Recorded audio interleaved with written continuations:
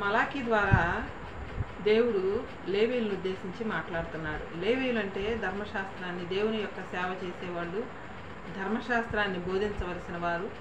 జనులకు ధర్మశాస్త్ర విధులు, నియమాలు, కట్టడలు అవి ఏవైతే ఉన్నాయో అవి లేవీయుల ద్వారా, యాజకుల ద్వారా జనులందరూ నేర్చుకుంటారు, తెలుసుకుంటారు. కాబట్టి వీరు దేవుని యొక్క జ్ఞానాన్ని బట్టి వీరు బోధించాలి.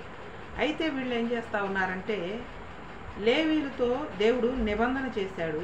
ఈ నిబంధనను లేవీయులు మీరారు, మార్గం తప్పిపోయారు అంటున్నాడు దేవుడు.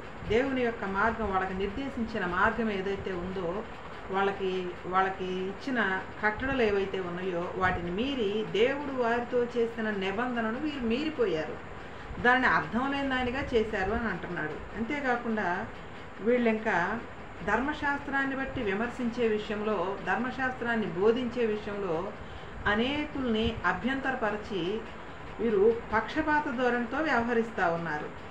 కాబట్టి జనులందరి దృష్టికి మిమ్మల్ని నీచులుగాను, అసహ్యులుగాను చేశానని మలాకి ద్వారా దేవుడు మాట్లాడుతున్నాడు.